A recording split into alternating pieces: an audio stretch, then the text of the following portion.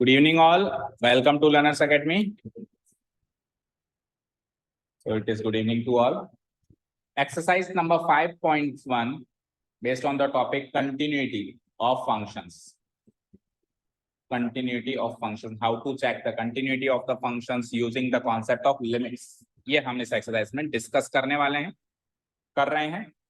So up to 29 हमारा हो चुका था और शायद कुछ एक क्वेश्चंस मैंने ट्राई करने के लिए कहे थे. तो before we proceed to question number 30, let me ask you, अगर उनमें से कोई डाउट है तो आपको कौन कौन से दिए थे मैंने घर से ट्राई करने के लिए? Tell me. 28, 27, 28, 29, 26 को मैंने यहीं करवा दिया था एंड इन तीन को मैंने ट्राई करने दिया था, राइट? सो इसमें किसी भी प्रकार की कोई समस्या? नो. वैल्यू आ गई इसमें. के की वैल्यू क्या आई बोलो? क्या? 3/4. अब देखो मैं खुद भी चेक कर सकता हूँ. के की वैल्यू 3/4 यहाँ रख दो. तो ये क्या हो गया? 3/4 एक्स स्क्वायर. अब अगर x इक्वल टू 2 पे आपको कंटिन्यूस बनाना है तो left hand limit right hand limit same होनी चाहिए. तो लेफ्ट हैंड लिमिट के हिसाब से क्या वैल्यू हो जाएगी? 3/4 x का स्क्वायर. x की वैल्यू 2 तो 2 का स्क्वायर और राइट हैंड लिमिट तो 3 है. इसको सॉल्व करो, ये भी 3 आता है क्या? So it is 3/4 into 4. 4 से 4 गया 3. तो कितनी सरल चीज है. आप एक बार सोचो, कॉन्सेप्ट को घुमा फिरा के तो पेश किया गया है लेकिन एक्चुअल मैथमेटिकल पार्ट तो कुछ उसमें है ही नहीं. सॉल्व करने जैसा तो कुछ है ही नहीं, है ना? ओके, इसमें क्या के की वैल्यू निकाली आपने? 0. तो यानी कि के की वैल्यू 0. यहाँ पे 0, यहाँ पे भी 0. सो 0x मतलब 0. 0 + 1 1. ठीक है. और यहाँ पे cos 0 भी 1. ये लो मैच हो गए. दोनों में मैच ही तो करना था. ठीक है. इनडायरेक्टली कहें तो इन दोनों को इक्वल करना है. इससे ज्यादा शॉर्ट में कुछ कह नहीं सकते. कोई डाउट आया इसमें? ठीक है ना. इनडायरेक्टली कहें तो इन दोनों फंक्शंस की वैल्यू को इक्वल करना है. के की ऐसी वैल्यू सोच के. ओके ना. चलो तो यहाँ आ जाओ. के की वैल्यू यहाँ क्या निकाली आपने? मतलब कोई बच्चा इसको रफली तो ऐसे भी कर सकता है. kx + 1 = 3x - 5 कर सकता है. बोलो कर सकता है ना. और x की वैल्यू वही डाल दो जब दी हुई 5 दी हुई है. सो k × 5 5k + 1 and 5 × 15 - 5 gives me 10. सो 1 उधर जाएगा तो 9. 9/5. 9/5 आया के की वैल्यू. करना तो इतना सा काम है, शायद ऐसे मानो 7th 8th क्लास का काम करना है, बस उसको थोड़ा प्रेजेंट करके करना है ना. चलें 30th पे फाइनली. अब 30th क्वेश्चन बिल्कुल सिमिलर है इससे 26, 27, 28, 29 से. पर फर्क इतना है कि वहां पे मिसिंग पार्ट 1 था, यहाँ पे मिसिंग पार्ट 2 है. तो 1 था तो एक लीनियर इक्वेशन बन रही थी, अभी 2 है तो 2 बनेगी. और 2 लीनियर इक्वेशन को सॉल्व करना आप अच्छे से जानते हैं, using elimination, using substitution, using cross multiplication. जानते हैं ना. जल्दी से बना देते हैं हम 2 equations. Question is find the values of a and b such that पानी अभी चढ़ रहा है इसमें, देख के आते हैं. पानी भरा हुआ है वहां पे है. ओके.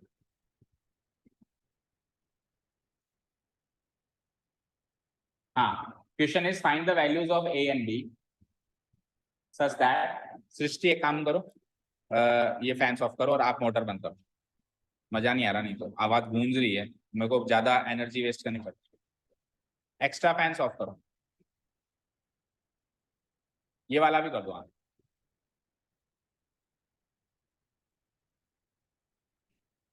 अब लग रहा है कोई क्लास होगी. आ जाओ. So find the values of a and b such that the function defined by. तो 3 डेफिनेशंस है. देखो 2 या 2 से छोटा हो तो 5, 2 और 10 के बीच में हो जिसमें 2 भी शामिल नहीं है 10 भी शामिल नहीं है तो ax + b. और जब 10 से बड़ा हो तो 21 कर देना. ये 3 डेफिनेशंस की बने. अब आपको find the values of a and b. a और b की ऐसी वैल्यूज पता करें जिसमें ये फंक्शन कंटिन्यूअस हो.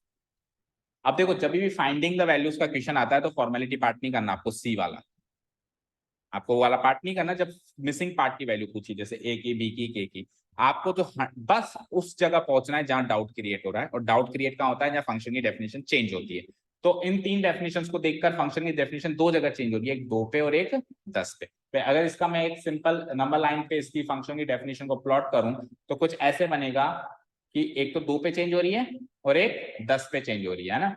इधर ये -∞ की तरफ जा रहा है, इधर ये +∞ की तरफ जा रहा है. एंड देखो डेफिनेशंस अगर बनाने लगे सो 2 और -∞ के बीच में फंक्शन की डेफिनेशन है 5 और एग्जैक्टली 2 पर भी है 5. ठीक है. फिर 2 और 10 के बीच में क्या है? ax + b. और एग्जैक्टली 10 पर क्या है 21, और 10 से बड़े होने पर भी क्या है, ठीक है। तो अगर मान लो इक्वेशन एमसीक्यूज में होता ना तो कुछ नहीं करना था, ax प्लस बी की वैल्यू एक बार 5 रखनी, एक बार 21 रखनी, दो इक्वेशंस बनानी और सॉल्व करना है ए और बी की वैल्यू, ठीक है। उसमें x की वैल्यू क्या, देखो ax प्लस बी की वैल्यू जब 5 रखोगे तब x की वैल्यू 2 रखनी है, भाई 2 पे 5 है ना, x की वैल्यू 2 पे, फंक्शन की वैल्यू 5 है ना, बोलो। तो x की वैल्यू 2 रखनी है और ax प्लस बी की वैल्यू 5 रखनी है, तो a और b में दो इक्वेशंस बन जाएंगी। और फिर क्या करना है, ax b प्लस b की वैल्यू 21 रखनी है और उस जगह x की वैल्यू 10 रखनी है, क्योंकि 10 पे 21 आंसर है, 10 पे 21 आंसर करना तो ये है इनडायरेक्टली, पर अब इसको प्रेजेंट करके करना पड़ेगा, प्रॉब्लम है हमारी। तो चलो इसको करते हैं। सबसे पहले एट एक्स इक्वल टू, पहले तो डेफिनेशन लिख देंगे, आप लिख देंगे ना, उसके बाद फिर क्या करेंगे, at X equal to, at X equal to what, सबसे पहले क्या 2 एट एक्स इक्वल, ठीक है, एट एक्स इक्वल, चलते हैं आगे। So left hand limit right hand limit, क्योंकि फंक्शन की डेफिनेशन चेंज हो रही है, निकालनी पड़ेगी। सबसे पहले एलएचएल, एलएचएल को कैसे रिप्रेजेंट करते हैं बोलो, limit x tending towards negative side of 2 of F x, तो नेगेटिव साइड ऑफ 2 ऑफ में फंक्शन की डेफिनेशन बोल दो 5, सिंपली 5, तो वैसे भी इसका आंसर 5 ही आना है, एच में कन्वर्ट करो या मत करो 5 ही आना है, आप चाहे ऐसे करके कर लेना, एच टेंडिंग टुवर्ड्स 0 करोगे तो भी 5 ही रहेगा और ऐसे भी 5 ही रहेगा।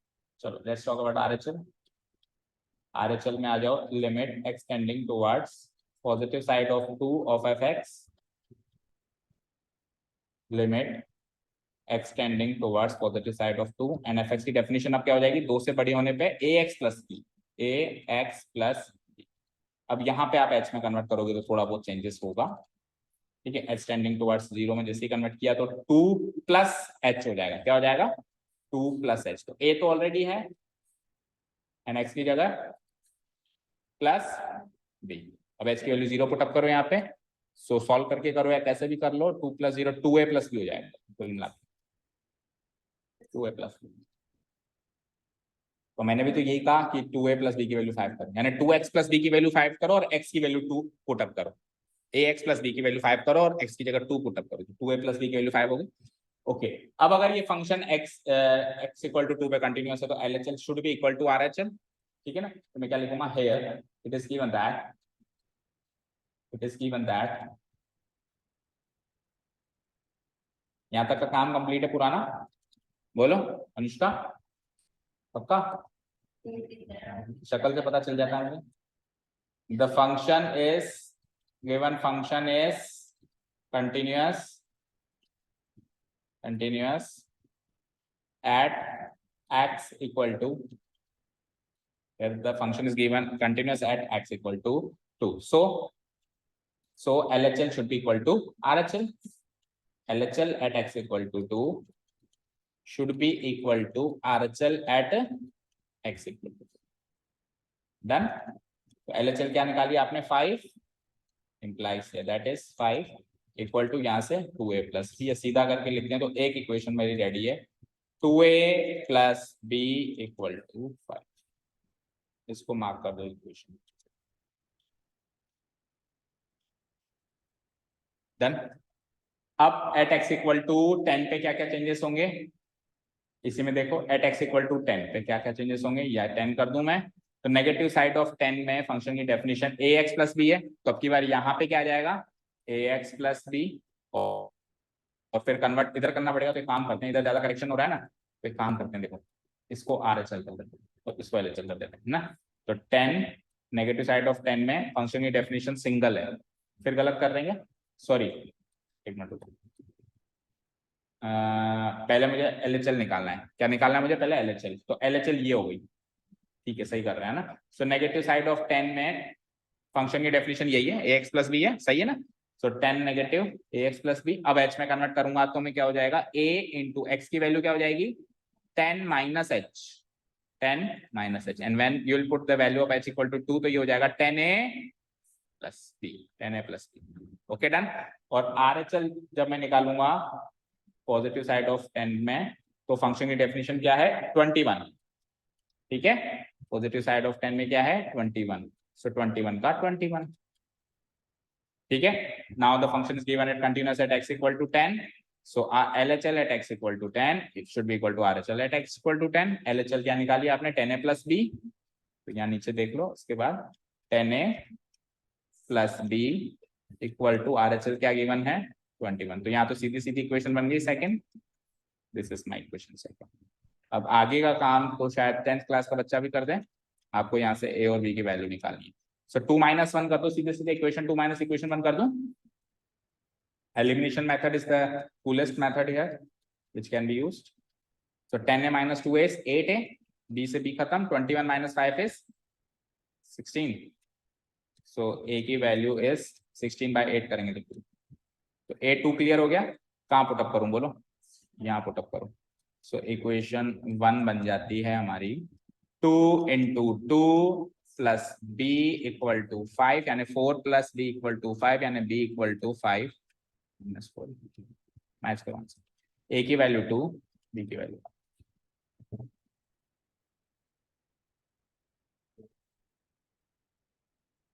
a की वैल्यू 2, b की वैल्यू 1। डन, समझ आया? प्रेजेंटेशन थोड़ा सा मैंने स्किप किया है, कर दोगे पूरा? चले, तो सेम पैटर्न पे था पर इक्वेशंस 2 बन रही थी, तो ये इतना सा पार्ट एक्स्ट्रा है, बस इक्वेशन 1 और 2 को सॉल्व करने का पार्ट एक्स्ट्रा है। उसमें क्या इक्वेशन 1 बनती एंड टू एंड सॉल्व हो रहा था, 1 वेरिएबल वाली इक्वेशन बन रही थी, या 2 वेरिएबल वाली बनती है तो 2 इक्वेशन बनती। ठीक है, डन। इसलिए वहां पे 2 डेफिनेशन थी, 2 डेफिनेशन से 1 इक्वेशन बनी, यहाँ पे 3 डेफिनेशन है तो 3 डेफिनेशन से 2 इक्वेशन बनी। समझ गया ना? तो उसको 2 इक्वेशन बनानी थी इसलिए उसने 3 डेफिनेशन दे दी। ओके, चलते हैं 31 से 34। अब एक डिफरेंट पैटर्न ऑफ क्वेश्चंस हैं। Show that the function defined by this जो भी लिखा हुआ है इज ए कंटिन्यूअस फंक्शन। देखो बेटा, हमने कैमरा ऑन नहीं किया। हाँ, देखो वैसे तो ये चारों क्वेश्चंस जो आप देख पा रहे हो यहाँ पे, इनको हम जनरल तरीके से जैसे करते आए वैसे के वैसे कर सकते हैं। कैसे करना पड़ेगा इसको बताओ? इसको करने के लिए हमको सी से करना पड़ेगा, क्योंकि इसमें कोई fx की एक ही डेफिनेशन गिवन है तो सी लेके करना पड़ेगा, fx की एक ही डेफिनेशन गिवन है सी लेके करना पड़ेगा, fx की एक ही डेफिनेशन गिवन है सी लेके करना पड़ेगा। यहाँ पे fx की 2 डेफिनेशन चेंज हो सकती है, तो यहाँ पे सी लेके ना भी करें तो चल जाएगा। लेकिन इसको तो चलो अपन जनरल तरीके से ही करेंगे ना, मॉडुलस के सारे क्वेश्चन जनरल तरीके से किया करो। उसका कारण बताएंगे, क्योंकि मॉडुलस के क्वेश्चंस को कंटिन्यूटी चेक करना है या डिफरेंशिएट करना है, इंटीग्रेट करना है, ये तो दूर की बातें हैं। मॉडुलस फंक्शन की वैल्यू निकालना बच्चे को आनी चाहिए, और वैल्यू निकालना बच्चा कब सीखेगा? जब इसको जनरल तरीके से करें। तो इसको तो अपन स्टार मार्क कर देते हैं, इसको जनरल तरीके से करेंगे। इन 3 क्वेश्चन को एक दूसरे नजरिए से आप देखेंगे बेटा। तो अलजेब्रा ऑफ कंटिन्यूटी में अपन ने algebra continuity of composite functions की सीखा था कंपोजिशन ऑफ 2 फंक्शंस हो और उसकी कंटिन्यूटी चेक करनी सीखा था, फॉग ऑफ एक्स और गॉफ ऑफ एक्स। एक तो बेटा जैसे मैं कंपोजिशन बोलता हूं तो माइंड में गॉफ एंड फॉग क्लिक क्यों नहीं करता? कंपोजिशन पढ़ाया है मैंने, एक्सरसाइज नहीं, टॉपिक तो है, टॉपिक तो है ना, तो क्लिक करना चाहिए ना। ठीक है, देखो इधर स्क्रीन पे एक्स का पहले स्क्वायर हो रहा है, फिर जो आंसर आ रहा है इस पे कॉस लग रहा है, तो 2 फंक्शंस का कंपोजिशन नहीं है, एक तो एक्स स्क्वायर और एक कॉस एक्स।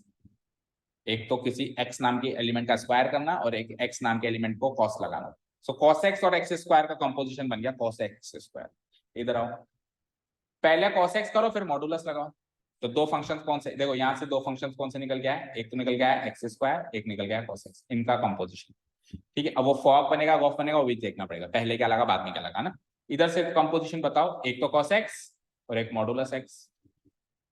किसी चीज का मॉडुलस करना, किसी चीज का कॉस निकालना, तो उन दोनों का कंपोजिशन करके क्या हो गया, कॉस निकाल के मॉडुलस निकालना, कॉस निकाल के फिर मॉडुलस निकाल। यहाँ बोलो, यहाँ पे मॉडुलस निकाल के फिर साइन निकाला। यहाँ पे भी 2 फंक्शंस हैं, एक तो साइन एक्स है और एक मॉडुलस एक्स है, पर इन दोनों में फर्क है। इसमें पहले कॉस निकाल के फिर मॉडुलस निकाला जा रहा है, यहाँ पहले मॉडुलस निकाल के फिर साइन निकाला जा रहा है। सो तीनों फंक्शंस को कंपोजिशन के नजरिए से देखेंगे और इनको हम उस टॉपिक से सॉल्व करेंगे जिसमें हमने ये सीखा था कि वी नो दैट कि अगर f ऑफ x और g ऑफ x 2 फंक्शंस अगर दोनों कंटिन्यूअस फंक्शंस हैं तो उनका कंपोजिशन भी कंटिन्यूअस फंक्शन होगा।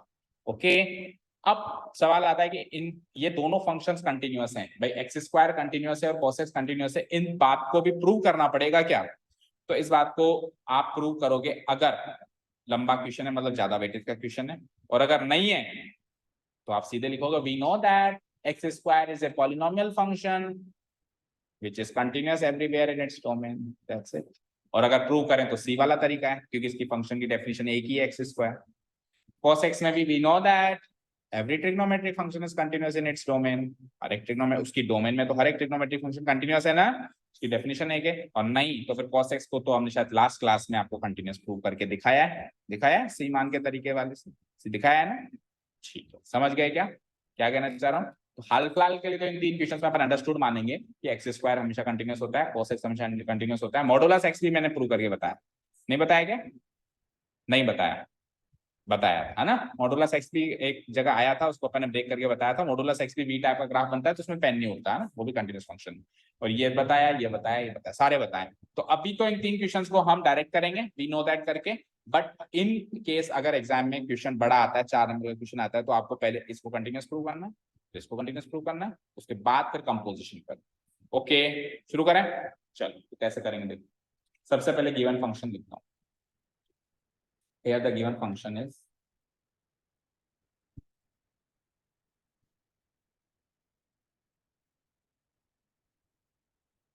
fx इक्वल टू क्या है, cos ऑफ x। दो फंक्शंस कौन से निकले, एक तो x का स्क्वायर करना और एक x किसी भी चीज का cos लगाना, किसी भी चीज का स्क्वायर करना, किसी भी चीज का cos लगाना। तो किसी भी चीज को अपन x ही बोलते हैं, यानी x का स्क्वायर करना और x का cos, यानी cos x और x स्क्वायर, दो फंक्शंस मिले अपने को। तो मैं क्या लिखूंगा यहाँ पे, लेट, मान लूंगा मैं, लेट g ऑफ x भी, पहले क्या हुआ है देखो, पहले हुआ है स्क्वायर, तो पहले स्क्वायर ले लो। वैसे आप किसी को भी कुछ भी ले सकते हो, कोई इसमें बाउंडेशन नहीं है, बट अपन सीक्वेंस से चलते हैं, पहले एक्स स्क्वायर लगा फिर कॉस लगा ना। And H of X be cos x. तो इनका composition H O ji of X होगा, ना कि जी ओ एच होगा। जो पहले लगता है उसको बाद में बोलते हैं, जो बाद में लगता है उसको पहले। ये सब हमने कंपोजिशन में सीखा, ठीक है ना। सो अगर अपन ये सब मान लिया, so H O ji of X will be equal to h bracket में g of x। g of x क्या माना आपने, एक्स स्क्वायर, यानी h of x स्क्वायर। अब h of x अगर cos x है तो h of x square cos of x square होगा, दैट मीन्स ये fx होगा। समझ आया, यानी हमारे फंक्शन को मैंने ऐसे कन्वर्ट कर दिया, ठीक है। ये कंपोजिशन की सारी गणित करती है अपन ना। अब अपन फॉर्मेलिटी पार्ट करेंगे ना। इट इज क्लियर, लिख दो, we know that it is clear that yeah, it is understood that g of x is continuous everywhere, is continuous, g of x is continuous everywhere in its domain, yes or no। g of x, अच्छा ये लिख भी तो g of x ऐसे लिखो, चलो। It is clear that g of x equal to क्या है, x square. g of x equal to x square is a polynomial function. Function की डेफिनेशन, फंक्शन देख के पहचान करनी आनी चाहिए। Is a polynomial function which is continuous everywhere in its domain, which is continuous everywhere। अच्छा, इसकी domain क्या है ये भी बताओ, इसकी, इस वाले फंक्शन की डोमेन क्या है, एनी रियल नंबर। तो वो any everywhere in its domain बतानी पड़ेगी, एनी रियल नंबर, है ना। Is continuous everywhere in its domain, is continuous everywhere, ऐसे लिखो। इस अपन रियल नंबर को सी ले लेते हैं ना फिर, at continuous everywhere at each real, at each point c, at each point c belonging to real number, c belonging to domain R, ठीक है। ये तो g of x के बारे में बता दिया कि g of x polynomial function है, वो हर जगह कंटिन्यूस होता है, चाहे डोमेन R में से, यानी इसका डोमेन रियल नंबर ही होता है, इसकी डोमेन में से कोई भी c उठा लो उस पर वो कंटिन्यूस मिलेगा। एंड अब दूसरे को उठाओ, दूसरा क्या बेटा, h of x, वो क्या है, cos x। Is a trigonometric function, उसके बारे में बता दो तो सही, इज ए ट्रिग्नोमेट्रिक फंक्शन, और वो भी कंटिन्यूअस है, cos x का ग्राफ पता है ना, trigonometric function which is continuous everywhere, which is continuous everywhere at each point. अब इसकी डोमेन क्या होगी बताओ, g ऑफ x की डोमेन तो रियल नंबर मान लिया आपने, लेकिन जब अपन कंपोजिशन करेंगे तो जो इसका आउटपुट होगा वो उसका इनपुट होगा, ये सीखा है अपन ने।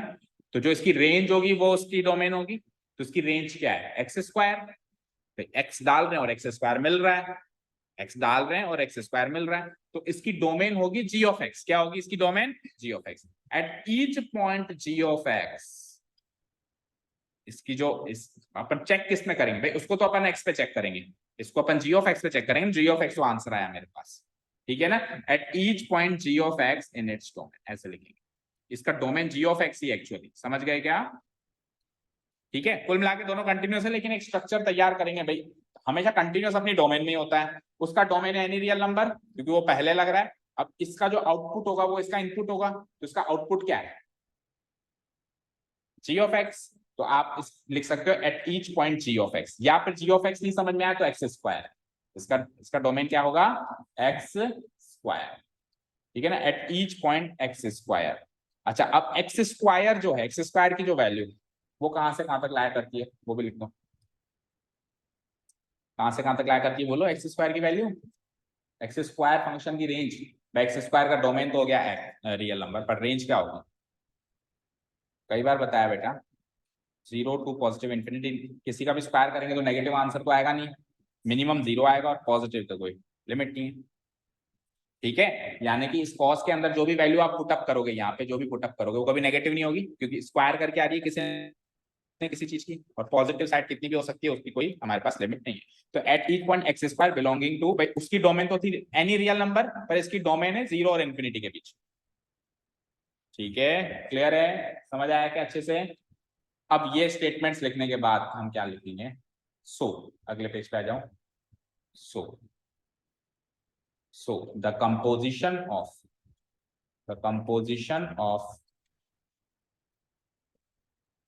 g of x and h of x is also a continuous function,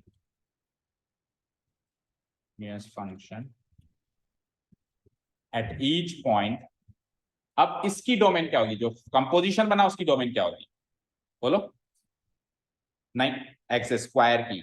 हमेशा जब कंपोजिशन बनाते हैं तो डोमेन होती है पहले फंक्शन की और रेंज होती है आखिरी फंक्शन। पहले उस मान लो आप है ना 2 मशीन लेके आए, एक मशीन क्या करती है, गेहूं को आटा बनाती है, एक करती है आटे को चपाती बनाती है ना, फर्दर प्रोसेस करती है। अब आपको 2 मशीनें लानी पड़ रही थी कल तक, आपने बाजार वाले को कहा एक ही मशीन दे जो दोनों काम करे, आप कंपोजिट मशीन लिया, कंपोजिशन लिया है दोनों का, तो अब आप उस कंपोजिशन में क्या डालोगे, गेहूं डालोगे, यानी जो पहले वाला फंक्शन था उसका डोमेन ही कंपोजिट फंक्शन का डोमेन होता है, उसमें थोड़ा चपाती डाल सकते, और उसकी जो आउटपुट होती है वो दूसरे वाले फंक्शन का आउटपुट होती है, क्योंकि पहले वाले फंक्शन का आउटपुट तो क्या था, आटा, दूसरे वाले फंक्शन का आउटपुट क्या था, चपाती। तो जब कंपोजिशन करते हैं तो डोमेन होता है पहले वाले फंक्शन का और रेंज होता है आखिरी वाले फंक्शन, बीच में क्या हुआ उसको ओमिट कर देते हैं, इसकी रेंज और इसकी डोमेन को खा जाते हैं, डोमेन इसकी रेंज इसकी, समझ गए, ठीक है ना। सो इसकी डोमेन भी वही होगी, any real number at each point x belonging to domain, ठीक है, दैट इज क्या बनाया था composition, H O ji of x, और यही एफ एक्स था मेरा, is a continuous function. Prove करना था या शो क्या करना, प्रूव करना था, is a continuous function at each point x belonging to domain true। अब ये काम तो करना ही करना है, छोटा क्वेश्चन है या बड़ा क्वेश्चन है, कहां से लेके कहां तक का काम, ये सारा काम तो करना ही करना है।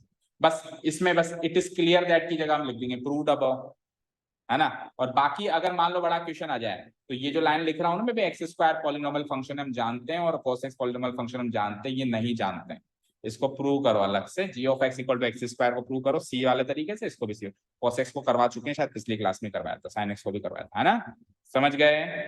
तो अभी चाहे से तो आप नोट्स में तो चाहे से ये लिख दो, मना नहीं करूंगा मैं, बट आप हल्का सा कहीं मार्क करो कि अगर बड़ा आए तो इनको अलग से वापस कंटिन्यूस प्रूव करना पड़ सकता है, ठीक है।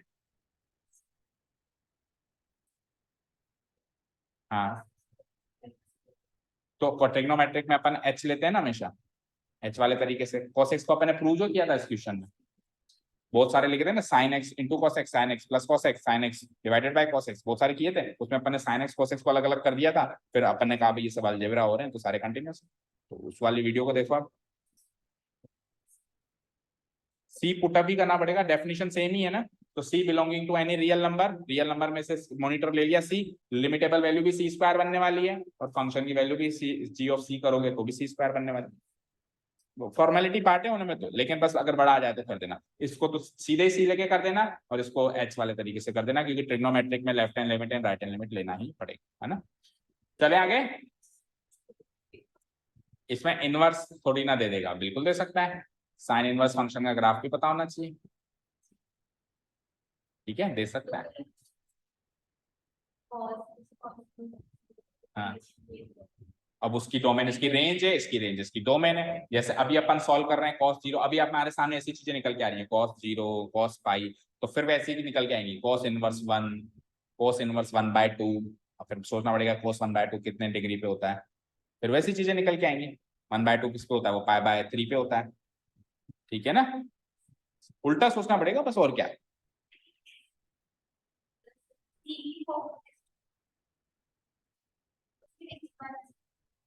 जैसे इसने लिख दिया cos इनवर्स x कंटिन्यूअस है at x equal to half, तो x के लेफ्ट साइड में हाफ क्या हो जाएगा, limitable value x tending towards minus half of cos inverse x, फिर क्या लिखोगे बोलो, h में कन्वर्ट करो जरा, h tends to 0 cos inverse x की जगह हाफ माइनस h, अब इसको cos inverse a minus b तो कुछ होता ही नहीं है, होता ही नहीं है, तो फिर h की वैल्यू 0 पुटअप करनी है, तो ये क्या आ गया cos इनवर्स हाफ, और cos इनवर्स हाफ होता है, हाफ कब आता है 60 डिग्री यानी π/3, ऑल्सो f ऑफ हाफ क्या होगा, यानी cos इनवर्स हाफ ही होगा, इक्वल टू π/3। अच्छा ये तो अभी लेफ्ट हैंड लिमिट थी, ऐसे राइट हैंड लिमिट भी निकालो, फिर फंक्शन की वैल्यू भी निकालो हाफ, तीनों सेम आ गई, दोनों की तीनों की वैल्यू π/3 आ गई, जो cos inverse x is continuous at x equal to half. अगर एक पॉइंट पे बात करें तो, अगर पूरी ओवरऑल बात करें तो फिर सी लेना है, फिर आंसर cos इनवर्स सी रहेगा। डोमेन इसकी क्या होगी बताओ, cos इनवर्स की डोमेन क्या होती है आपको पता है ना, क्या -1 to 1, तो cos इनवर्स x को जब अपन करेंगे तो for any c belonging to its domain जो की है -1 to 1, -1 to 1 के बिटवीन इनफाइनाइट पॉइंट्स से हम सब नहीं ले नहीं सकते, हमने एक मॉनिटर चूज कर लिया, वी हैव सबसे पहले लिमिटेबल वैल्यू, फंक्शन की डेफिनेशन सेम है तो आप कॉमन लिमिट भी ले सकते हैं, x tending towards c cos inverse x equal to cos inverse c, खत्म, f of c equal to cos inverse c, दोनों सेम हो गए, कोई वैल्यू ही नहीं है ना, c में ही चलेगा ना सर, ठीक है, ओके चलो। तो अब मुझे बताओ कौन कौन से क्वेश्चन यहाँ से क्लियर हो गए सेम पैटर्न पे, 31 हो गया, 32 में देखो क्या कर रहा है वो, मॉडुलस cos x कर रहा है, तो बस जहां आप पहला फंक्शन कौन सा लोगे बस वो डिस्कस कर लो, पहला फंक्शन जो पहले हो रहा है ना, तो cos x पहले हो रहा है, तो आप यहाँ पे g ऑफ x को अब की बार ले लोगे cos x और उसको ले लोगे मॉडुलस x, ठीक है, तो g of x equal to cos x और वो हो जाएगा मॉडुलस x, और फंक्शन क्या था एक बार बताना मुझे, मॉडुलस ऑफ cos x है ना, मॉडुलस ऑफ cos x, ठीक है आगे बढ़ते हैं, चलो h को g ऑफ x करेंगे तो h of g of x होगा, g ऑफ x की वैल्यू बोलो cos x, तो h ऑफ cos x करना है, cos x के ऊपर h फंक्शन अप्लाई करना है, तो h फंक्शन क्या करता है हर एक का मॉडुलस कर देता है, तो ये cos x का भी क्या कर देगा मॉडुलस कर देगा, तो मॉडुलस cos x आ जाएगा जो fx से मैच हो जाएगा, समझे, तो आपने उसको तोड़ा है तो वापस जोड़ के भी दिखाना है कि देखो भैया f of x h of g of x ये, अब अगर ये कंटिन्यूअस है तो गिवन फंक्शन भी कंटिन्यूअस। ओके ना। So now it is clear that सबसे पहले कौन सा उठाया आपने, कॉस एक्स। तो कॉस एक्स को लेटर से मैंने नीचे उठा रखा है, इसको जी कर देता हूँ ना। जी ऑफ एक्स कंटिन्यूअस हो गया, लेकिन डोमेन का फर्क पड़ेगा ना।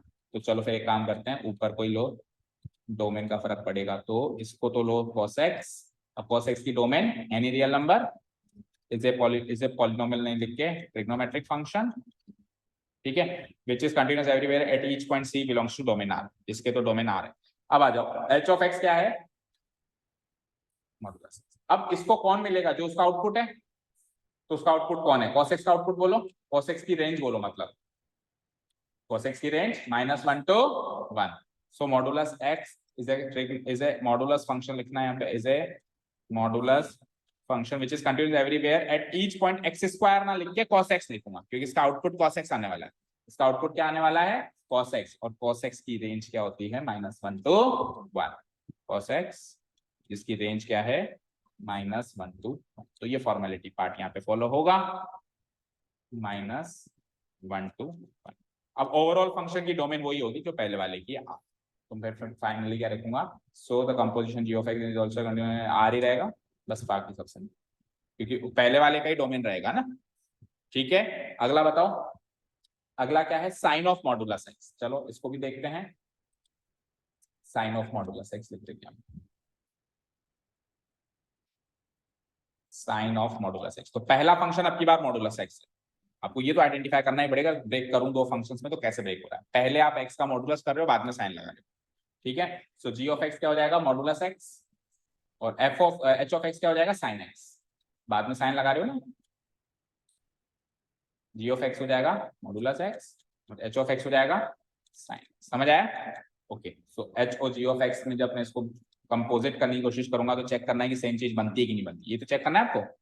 सो देखते हैं, h of g of x, g of x क्या है, मॉडुलस एक्स, तो एच ऑफ मॉडुलस एक्स हो जाएगा।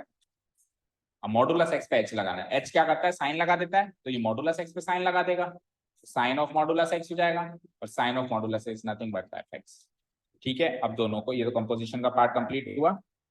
अब क्या करना है, लिखना है अभी दोनों कंटिन्यूअस है अपनी अपनी डोमेन में। तो पहला फंक्शन था मॉडुलस एक्स, तो मॉडुलस एक्स एक कंटिन्यूअस फंक्शन है, उसकी डोमेन क्या है, एनी रियल नंबर। उसकी डोमेन क्या है, any real. G of x equal to modulus x is a continuous function, is a modulus function, is a modulus function which is continuous everywhere it is. इसकी domain तो आ रही है, पहले वाले की तो करीब करीब आ रही मिलेगी आपको ना, लेकिन अब दूसरे वाले की वो डोमेन होगी जो मॉडुलस एक्स की रेंज है। तो मॉडुलस एक्स का आंसर क्या क्या आ सकता है, मिनिमम 0, तो वही जो एक्स स्क्वायर की थी, यानी 0 से लेके पॉजिटिव इंफिनिटी, समझे। तो अब अगला फंक्शन है हमारा साइन एक्स, पर इस साइन एक्स को जो एक्स मिलेगा वो मॉडुलस एक्स टाइप का होगा, मॉडुलस एक्स टाइप का होगा, दैट मींस पहले तो मैं यहाँ लिख दूंगा is a trigonometric function, same पहले की तरह, ठीक है, which is continuous everywhere in its domain. इसकी डोमेन है मॉडुलस एक्स, इसकी डोमेन क्या है, मॉडुलस एक्स, और वो मॉडुलस एक्स जो है कहां से कहां वेरी करती है, close interval 0 to open interval 1, ओ 1 नहीं, इंफिनिटी, पॉजिटिव। डन, आगे का काम कॉपी पेस्ट। हाँ बताओ, रेंज में ऊपर वाले फंक्शन की, देखो ऊपर वाले फंक्शन के लिए डोमेन क्या होगी, जो ओरिजिनल डोमेन है, मतलब मॉडुलस एक्स में एक्स क्या आ सकता है, कोई भी रियल नंबर आ सकता है। अब इसका जो आंसर आएगा वो उसको एक्स के रूप में मिलेगा, तो इसकी डोमेन क्या होगी, जो उसकी रेंज है, उसकी रेंज क्या है, 0 टू इंफिनिटी, वो इसकी डोमेन है, वो इसकी डोमेन, भाई ये यहाँ पे ये इसकी डोमेन है। इसको साइन को एक्स थोड़ा मिलेगा, साइन को तो मॉडुलस एक्स मिलेगा ना, साइन को तो मॉडुलस एक्स मिलेगा, तो ये हो गई डोमेन, और इसकी वैल्यू कहां से कहां लाया करेंगे, जिससे उसको तो एक्स मिलेगा, उसको तो सी नाम का कोई रियल नंबर मिलेगा, इसको मॉडुलस एक्स नाम का कोई नंबर मिलेगा। तो सी तो कोई भी रियल नंबर हो सकता है, पर मॉडुलस एक्स कोई भी रियल नंबर नहीं हो सकता, 0 से इंफिनिटी के बीच में लाया होने वाला ही नंबर हो सकता है, क्योंकि इसकी रेंज क्या है, रेंज का, आप डोमेन एंड रेंज को कभी भी कॉम्प्लिकेटेड टॉपिक की नजर से मत देखो। डोमेन एंड रेंज बड़ी सरल सी चीज है, फंक्शन में आप एक्स क्या क्या ले सकते हो, that is domain, and output क्या क्या, हाँ सर गए हो, तो सुधाकर सर गए थे ना, फोन बंद आ रहा है मेरा, तो इसलिए बंद आता है क्योंकि इसको बंद कर देता हूं मैं, फोन बजते हैं बार बार इसलिए। बाकी उनका तो चालू ही रहता है, करीब करीब निकल गए वो तो। कितना टाइम हो गया सृष्टि आपको देखे थे? 7 बजे निकल गए थे। ठीक है, ये डाउट क्लियर हो गया अभी। और बाकी आगे का काम तो फॉर्मेलिटी चलेगा जो चलेगा। चले लास्ट क्वेश्चन पे। तो मैं क्या कह रहा था, डोमेन एंड रेंज को आप ऐसे मानो कि रेंज तो मतलब क्या क्या आंसर आ सकता है। जैसे मैंने कहा मॉडुलस एक्स, तो मॉडुलस एक्स का आंसर क्या क्या आ सकता है, 0 से लेकर इन्फिनिटी, तो उसकी रेंज है। और मॉडुलस एक्स का आंसर लाने के लिए एक्स की वैल्यू क्या क्या डालेगा, तो वो डोमेन है। एक्स तो कुछ भी डालता, समझ गए? तो बिल्कुल इजी रखा करो, कॉम्प्लिकेटेड हम जानबूझ के करते हैं, हम इजी रखें चीजों को, समझ गए? ठीक है, ओके। अब लास्ट क्वेश्चन देखो। अब वैसे लास्ट क्वेश्चन को भी कैसे किया जा सकता है, इसे ही कंपोजिशन नहीं, कंपोजिशन नहीं होगा, अलजेब्रा से होगा। ये किससे होगा? अलजेब्रा से। मॉडुलस एक फंक्शन है एफ एक्स, जो कि हर जगह कंटिन्यूअस है। और मॉडुलस एक्स प्लस वन दूसरा मॉडुलस फंक्शन है, वो भी हर जगह कंटिन्यूअस है। और ये f of x plus g of x यानी कि एच ऑफ एक्स एक तीसरा फंक्शन, ये भी कंटिन्यूअस है। मान लो इसको एफ लिया था तो उसको जी ले लो, इसको एच ले लो, और ये एफ ऑफ एक्स हो गया। तो f of x g of x plus h algebra of continuity से प्रूव किया जा सकता है कायदे से। पर मैंने क्या कहा, मॉडुलस फंक्शन की वैल्यू निकालना बच्चे को आना चाहिए। तो इस क्वेश्चन को मैं उस नजरिए, कंटिन्यूटी के नजरिए से नहीं देख रहा हूं। कंटिन्यूटी में तो आप ऐसे कर लो, मैं इस क्वेश्चन को किस नजरिए से देख रहा हूं, आपको आगे भी बहुत सारे पूरी कैलकुलस बाकी है जिसमें मॉडुलस फंक्शन से निपटना पड़ेगा। आप मॉडुलस फंक्शन की वैल्यू निकाल पाते हो वो समझना है आपको इस क्वेश्चन। मतलब मैंने इस क्वेश्चन का पर्पस ही चेंज कर लिया, मान लो कंटिन्यूटी का पर्पस नहीं मेरा, और वो जब चेक करेंगे तो फिर कंटिन्यूटी का पर्पस भी सॉल्व हो जाएगा। मतलब इसको इजी बनाना है। क्या कहा मैंने भाई, इसकी दो डेफिनेशन, इसकी दो डेफिनेशन, तो फाइनली इस एफ एक्स की क्या डेफिनेशन है वो पूछना चाह रहा हूं, वो निकालना सीखो। फाइनली इसकी क्या डेफिनेशन, समझ गए? शुरू करें? ओके, तो ये फंक्शन लिखो एक बार आप, f x equal to modulus x, here the given function is, बोलो क्या है, f x equal to modulus x minus modulus of, fine, ये लिख दिया आपने। अब मुझे बताओ, मॉड्यूलस एक्स फंक्शन जो है अपनी डेफिनेशन कहां बदलता है, किस पॉइंट पे, किस पॉइंट पे इसकी डेफिनेशन चेंज हो जाती है? इसका ग्राफ जब अपन बनाते हैं तो कौन से ग्राफ, जीरो पे, जीरो के नेगेटिव पे इसकी डेफिनेशन अलग है और जीरो के पॉजिटिव में इसकी डेफिनेशन अलग है। अब आप ये बताओ, x plus one, modulus x plus one अपनी डेफिनेशन कहां से बदलेगा, अपनी डेफिनेशन कहां से बदलेगा?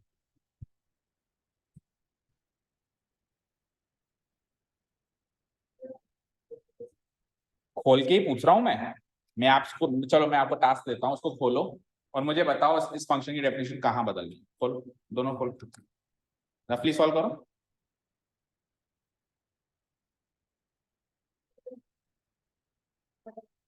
वन पे होगा बेटा, पेन उठाओ, सॉल्व करो। मॉडुलस फंक्शन को खोलना आता है ना आपको? खोलो। इसमें तो डाउटफुल नहीं है, इसमें डाउट है आपको, है ना? इसको खोलो एक मिनट। चलो छोड़ो सब कुछ, मॉडुलस एक्स को उठाते हैं। We know that, we know that modulus x की डेफिनेशन दो पार्ट्स में टूटती है। बता सकता है कोई कैसे कैसे? X when x is greater than equal to 0 and minus x when x is less than 0। ये तो सबको पता है, ये तो आपको पता है। अब आप उसको एक्स क्यों पढ़ रहे हो? अब आप उसको पढ़ो अंदर वाली चीज, और इसको माइनस एक्स क्यों पढ़ रहे हो? आप इसको पढ़ो अंदर वाली चीज का माइनस, और यहां पर भी अंदर वाली चीज ही है दोनों जगह। तो अब अंदर वाली चीज सेकंड केस में एक्स प्लस वन है या नहीं है? तो ओपन कर सकते हैं इसको भी। चलो, तो ये तो आपने मॉडुलस एक्स की डेफिनेशन लिखी, and we also know that modulus x plus one की डेफिनेशन भी लिख देते हैं अपन, उसको भी दो पार्ट्स में ब्रेक करना पड़ेगा।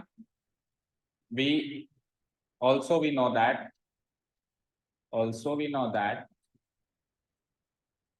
को ब्रेक करूं तो मॉडुलस एक्स प्लस वन, मैंने क्या कहा, आप उसको एक्स मत पढ़ो, आप अंदर वाली चीज पढ़ो। तो अभी अंदर वाली चीज क्या है, और फिर नीचे वाले को माइनस एक्स मत पढ़ो, अंदर वाली चीज का माइनस पढ़ो। तो अंदर वाली चीज एक्स प्लस वन का माइनस क्या होगा? फिर आगे भी आप इन दोनों को एक्स मत पढ़ो, अंदर वाली चीज पढ़ो। तो अंदर वाली चीज क्या है इस केस में? Greater than equal to 0, x plus one less than 0। बोलो यहां तक समझ में आई चीज? यहां तक समझ में आई? अब ऊपर वाली तो फाइनली सॉल्व है, नीचे वाली को थोड़ा सा और सॉल्व करना है, कैसे? या फिर ज्यादा ज्यादा अभी प्लस ये ब्रैकेट लगा दो, नेक्स्ट स्टेप में सॉल्व करो। तो x plus one as it is x plus one. अब अगर x plus one greater than equal to 1 0 है तो x greater than equal to क्या हो जाएगा, बोलो? अगर x plus one greater than equal to 0 है तो x greater than equal to क्या होगा, माइनस वन। वन को उधर भेजो, x greater than equal to, तो इसकी डेफिनेशन माइनस वन पे बदलेगी, ना कि प्लस वन पे। यानी कि ये ग्राफ जो 0 पे v बनाता था, ये माइनस वन पे भी, ये माइनस वन से इधर नेगेटिव रहेगा, इधर पॉजिटिव रहेगा। समझ आया क्या, बोलो? ठीक है। और माइनस एक्स माइनस वन हो जाएगी व्हेन, इसको भी बोलो, वन उधर जाएगा तो x less then minus. Clear है क्या चीज? क्लियर है? अब ये तो था पूरा ढंग से करने का तरीका। अब शॉर्टकट सुनो बेटा, अंदर वाली चीज को 0 के इक्वेट कर दो, जो आंसर है उस पर फंक्शन की डेफिनेशन बदलेगी। अंदर वाली चीज को 0 के इक्वेट करो, करो x प्लस वन को 0 के इक्वेट। तो x प्लस वन को 0 के इक्वेट किया तो x की वैल्यू क्या निकली, यानी माइनस वन पे डेफिनेशन बदलेगी। ये है शॉर्टकट। क्लियर है क्या? और ये पूरा सॉल्व करने वाला तरीका है, ठीक है। बट मेरा फाइनल क्वेश्चन तो ये था ना, मेरे तो अलग अलग दो क्वेश्चंस बना दिए मैंने, तो मेरा फाइनल क्वेश्चन तो वो था। तो मुझे एक चीज बताओ, इस फंक्शन की डेफिनेशन 0 पे बदल रही है, इस फंक्शन की डेफिनेशन माइनस वन पे बदल रही है, तो ओवरऑल फंक्शन की डेफिनेशन दो जगह बदलेगी, 0 पे और माइनस वन पे। बदलेगी नहीं बदलेगी? तो मैं कंबाइन कर रहा हूँ सबको, ध्यान से देखना, ध्यान से देखना बेटा। सो एफ ऑफ एक्स, ध्यान से देखना, बिल्कुल फोकस करके देखना। ये चीज यहां समझ में आ गई तो आ गई, नहीं तो कोई नहीं समझाएगा बात। एफ एक्स, सबसे पहले क्या था, मॉडुलस एक्स। मैं 3 डेफिनेशन बना लेता हूँ, या फिर मैं 5 डेफिनेशन बना लेता हूँ। 5 डेफिनेशन मतलब 0 से छोटे, एग्जैक्ट 0, 0 और 1 के बीच में, फिर एग्जैक्ट 1 और 1 से बड़े, और फिर मैं उनको बाद में उनको एनालाइज करके उन 5 में से 3 डेफिनेशन फाइनली रखूंगा। एक बात मुझे नहीं पता ना, मैं देखो यहाँ तो मुझे पता है कि 0 इसमें तो शामिल है, इसमें नहीं है, लेकिन फाइनली जो सॉल्यूशन आएगा उसमें 0 किस में शामिल है, 1 किस में, मुझे नहीं पता। मैं सबको खोल देता हूँ एक बार, फिर एनालाइज करके उन 5 में से फाइनली मैं 3 ही डेफिनेशन रखूंगा। तो मुझे बताओ 5 डेफिनेशन कौन कौन सी होगी। एक तो होगी, ध्यान से देखना, x लेस देन 0 होगी। अगली बोलो, x इक्वल टू 0 होगी, x less than 0, x less than 0। Then अगली x इक्वल टू 0। अगली बोलो, x greater than 0 but less than 1। नहीं 1 नहीं, सॉरी, माइनस वन से शुरू करना था, गलत कर दिया। 0 से पहले का पॉइंट है ना मेरे पास -1, -1 और 0 पे अगर डेफिनेशन चेंज हो रही तो छोटा पॉइंट पहले लेंगे ना। तो पहले क्या होगी बोलो, x लेस देन -1। दूसरी x इक्वल टू -1। तीसरी -1 से बड़ी और 0 से छोटी। चौथी एग्जैक्ट 0 और पांचवी ग्रेटर देन 0। अभी तो मैंने 5 डेफिनेशन तोड़ दी, समझ आया? अब पांचों डेफिनेशन में फंक्शन की वैल्यू चेक करनी है अपने को। देखो स्क्रीन पे देखो एंड फोकस करो बड़े ध्यान से। सबसे पहले क्या था हमारे पास, मॉडुलस एक्स। कैसे खुलता था वो, या तो ऐसे या ऐसे। 0 से बड़े होने पे ऐसे खुलता था, 0 से छोटे होने पे ऐसे खुलता था। अभी क्या है, -1 से छोटा। तो -1 से छोटा तो 0 से भी छोटा, तो यानी कि -x से खुलेगा या x से खुलेगा, -x से। भाई हमने इससे पूछा कि मॉडुलस x आप कैसे खुलोगे, तो उसने कहा उधर से देख लो भैया। तो उधर वाली चीज कहती है कि 0 या 0 से बड़ा तो x, और 0 से छोटा तो -x। और पोजीशन है मेरी -1 से लेफ्ट में, तो -1 से लेफ्ट में तो ऑटोमेटिकली 0 से भी लेफ्ट में हूं, तो यानी कि फंक्शन की डेफिनेशन सेकंड वाली अप्लाई हो रही है। तो मॉडुलस x को खोल लो -x की तरह। समझ आया, बोलो समझ आया क्या? मॉडुलस x को खोल लो आप -x की तरह। आगे क्या लिखा हुआ है, माइनस, इसको तो बदल नहीं सकते। अब मॉडुलस x प्लस वन कैसे खुलेगा? तो मॉडुलस x प्लस वन ऐसे खुलता था, ऐसे, ये जो नीचे दिख रहा है ऐसे खुलता था। फाइनली वो ऐसे खुलता था। कैसे खुलता था, -1 से बराबर या बड़े होने पे ऐसे, और छोटे होने पे। अभी क्या है, छोटा है, तो -1 से छोटा है तो नीचे वाली डेफिनेशन में खुलेगा, ब्रैकेट लगाना हमेशा। कैसे, -x माइनस। समझ आया? ये मॉडुलस x को खोल लिया है मैंने, और ये मॉडुलस x प्लस वन को खोल लिया है मैंने, और बीच में minus sign as it is.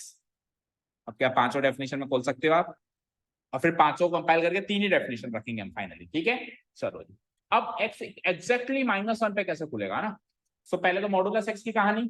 तो मॉडुलस x, अगर मैं एग्जैक्टली -1 हूं तो मैं 0 से तो छोटा ही हूं ना, तो अभी भी माइनस एक्स की तरह ही खुलेगा या सेकंड डेफिनेशन में भी माइनस एग्जैक्टली -1 पे ये x+1 की तरह खुलता है। अगला चेक करो, -1 से बड़े या बड़े होने पे ये कैसे खुलता है, x+1 की तरह खुलता है, तो इधर x+1 आ जाएगा। समझ आया क्या?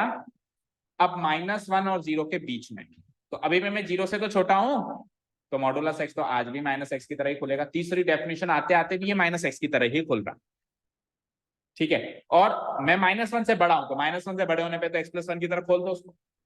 समझ आया? चौथी डेफिनेशन में एग्जैक्टली जीरो पे वो x की तरह खुलेगा, तो फाइनली ये पॉजिटिव हुआ है, फाइनली चौथी डेफिनेशन में आके। और वो तो एक बार पॉजिटिव हो गया तो बाद में नेगेटिव नहीं हो सकता, आप याद कर लो, उधर नेगेटिव था इधर पॉजिटिव, तो आप पॉजिटिव ही चलेगा।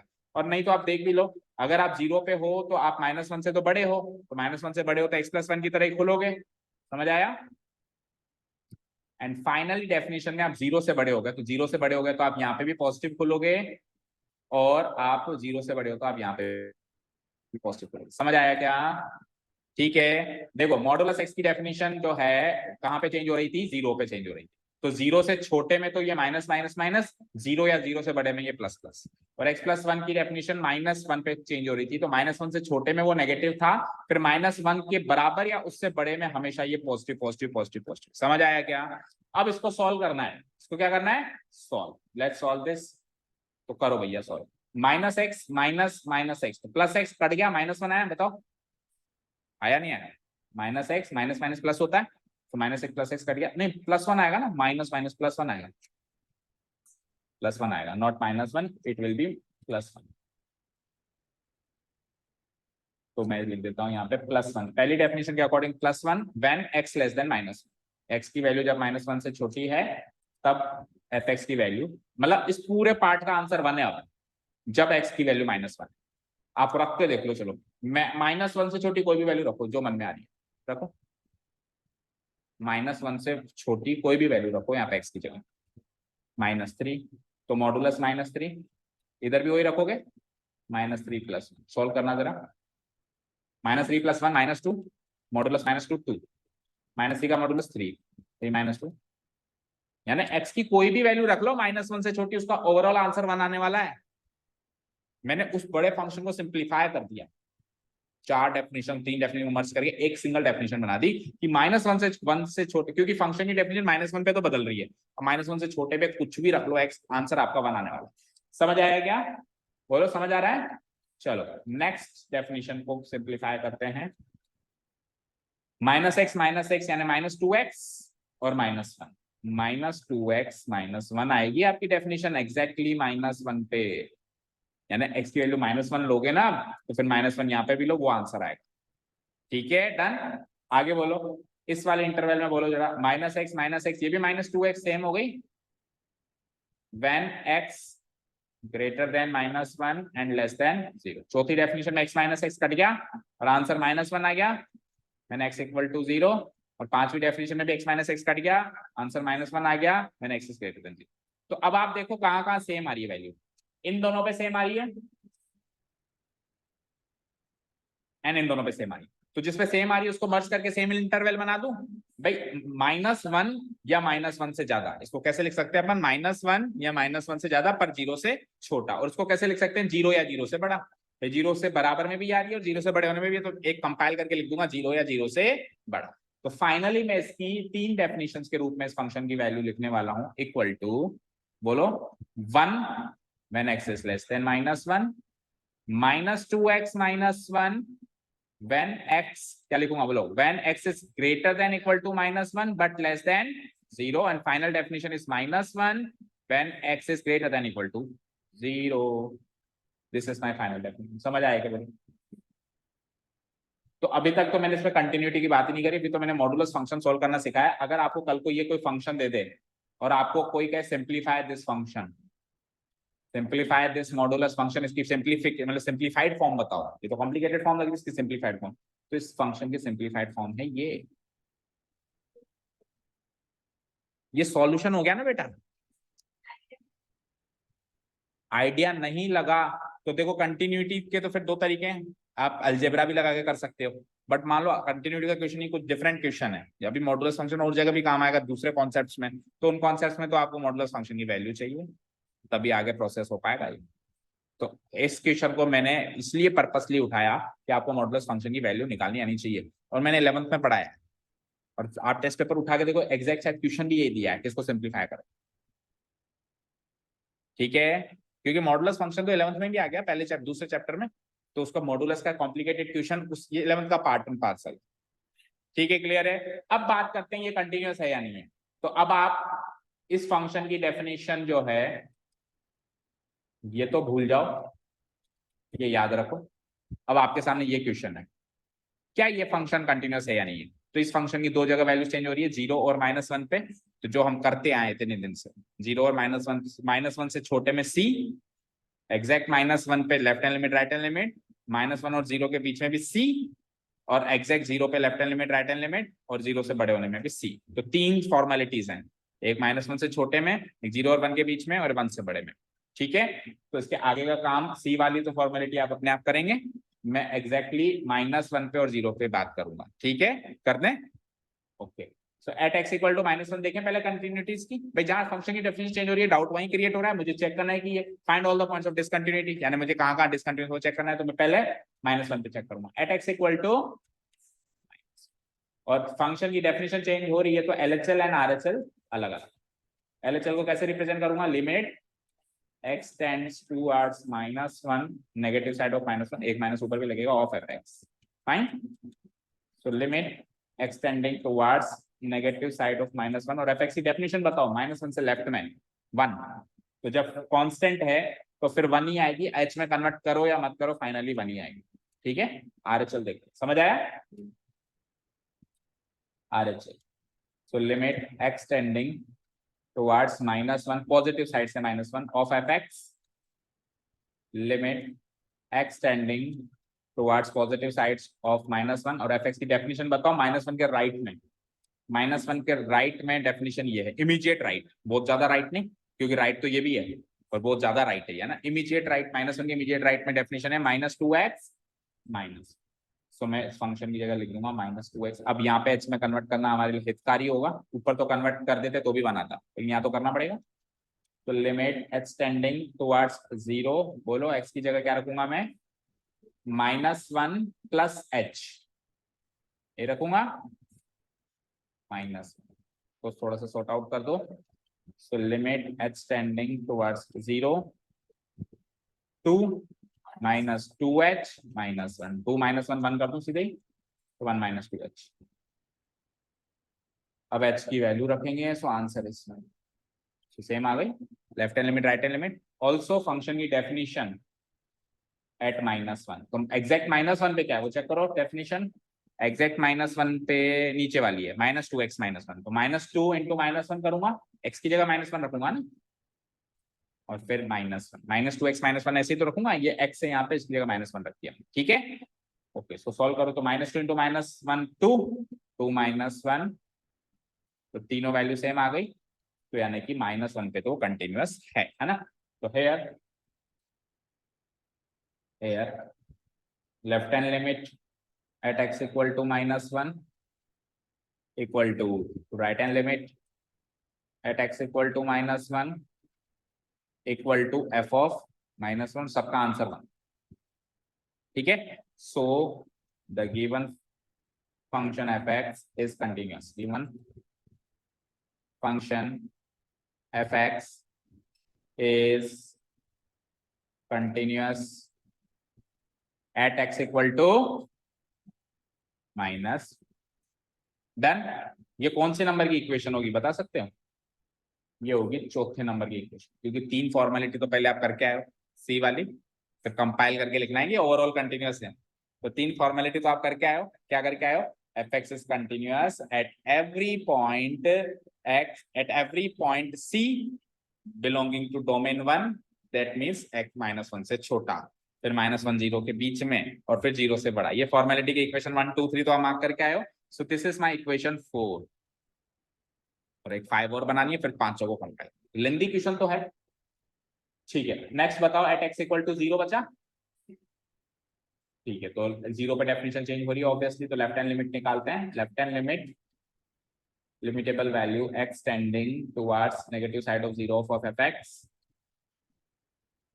Limit x tending towards negative side of zero पे फंक्शन की डेफिनेशन वही थी क्या, -2x -1। देखो जीरो से लेफ्ट में हूं ना मैं, जीरो से लेफ्ट में हूं, तो यही डेफिनेशन थी, -2x -1। मुझको समझ आ रहा है, -2x -1। चलो जी, तो h रख दो अब, limit h tending towards 0 -2 x की जगह 0 -h यानी -h, 0 -h होता है। और तो सॉल्व करो उसको, लिमिट टेंडिंग टुवर्ड्स 0 2h -1, तो 0 रखोगे तो हम आंसर -1 आएगा। ठीक है, चलो जी RHL देखते हैं। RHL कांस्टेंट आएगा ना, उसमें LHL कांस्टेंट आया था, इसमें RHL positive side of 0 of fx। तो 0 के पॉजिटिव साइड में आंसर क्या आ रहा, 1 आ रहा था, चाहे -1 आ रहा था, -1 आ रहा था ना, सीधे सीधे -1 रख दो उसमें, और h में कन्वर्ट करने की जरूरत नहीं है क्योंकि कांस्टेंट है, h में कन्वर्ट करो या मत करो, आंसर तो वो कांस्टेंट नंबर ही आने वाला है, -1। और फंक्शन की वैल्यू ऑल्सो f ऑफ 0, 0 पे चेक कर रहे हैं ना, तो एग्जैक्ट 0 पे क्या वैल्यू है चेक करो, क्या -2x -1, अच्छा 0 या 0 से बड़े पे वो थी, हाँ 0 या 0 से बड़े, तो डायरेक्ट -1, ओके डायरेक्ट ही -1 है, तो वो की वही लाइन यहाँ पे at x equal to -1 and that will be equation number 5। अब क्या लिखेंगे, नाउ फ्रॉम इक्वेशन 1 2 3 4 5 है ना, now from equation 1 equation 2 equation 3, या इक्वेशन मत डालो, केवल 1 2 3, क्योंकि वो इक्वेशन ये स्टेटमेंट है, वो क्या है स्टेटमेंट, तो स्टेटमेंट को केवल नंबरिंग दो, now from 1 2 3 4 and 5 we get, हमने डोमेन को 3 पार्ट्स में तोड़ा था, 5 पार्ट्स में तोड़ा था, लेकिन 5 में ही कंटिन्यूअस है, 3 में फॉर्मेलिटी करके देखी, 2 में हमने एग्जैक्ट निकाल के देखा। We get given function fx is continuous everywhere, given function fx is continuous at each point in its domain, at each point या everywhere in its domain, और डोमेन क्या थी R, जिसको अपन ने 5 इंटरवल्स में तोड़ दिया। अभी वापस कंपाइल करके क्या बना दी हमने, R की R बना दी। क्वेश्चन की भाषा क्या थी, find all the points of discontinuity, hence there is no point of discontinuity, hence there is no point of discontinuity. Please match the answer first, discontinuity.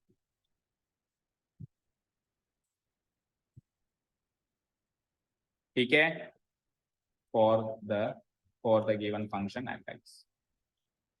तो अगेन मैं ये कह रहा हूं कि ये जो लास्ट क्वेश्चन हमने किया, इसमें ये वाला काम, इससे पहले x इक्वल टू 0 पे ये प्रूव करने वाला काम, x इक्वल टू -1 पे प्रूव करने वाला काम, और जो 3 इक्वेशंस आप फॉर्मेलिटी करोगे वो अलग। इस पे तो कम फोकस करना, क्योंकि ये तो आप बाकी 33 क्वेश्चंस में भी करके आए। इस 34वें क्वेश्चन में जो एक्स्ट्रा आपने किया, ये वाला काम, इस पे ज्यादा फोकस करो, ठीक है। एंड अदरवाइज इस क्वेश्चन को केवल कंटिन्यूटी की बात करें तो एक और तरीके से सॉल्व किया जा सकता है, अलजेब्रा से। उसमें आपको 2 फंक्शंस लेने पड़ेंगे, g ऑफ x और f ऑफ x, अलग अलग उनको कंटिन्यूअस प्रूव करना पड़ेगा, ठीक है। लेकिन देखो काम तो उसमें भी उतना ही होगा। देखो सपोज करो आप अलग अलग इसको कंटिन्यूअस प्रूव करो, तो इसकी डोमेन को कहां तोड़ोगे, 0 पे तोड़ोगे, 0 पे डेफिनेशन चेंज हो रही है, तो 0 से छोटा c इसमें भी लेना पड़ेगा, 0 से बड़ा c इसमें भी लेना पड़ेगा, और 0 पे LHL RHL, तो 3 पार्ट तो इसमें भी हो गए। फिर आपको लिखना पड़ेगा कि hence modulus x is continuous everywhere. फिर आप मॉडुलस x + 1 लोगे तो इसे भी -1 पे फंक्शन की डेफिनेशन चेंज करेगा, तो -1 से छोटा c फॉर्मेलिटी, -1 से बड़ा c फॉर्मेलिटी, एंड -1 पे LHL RHL।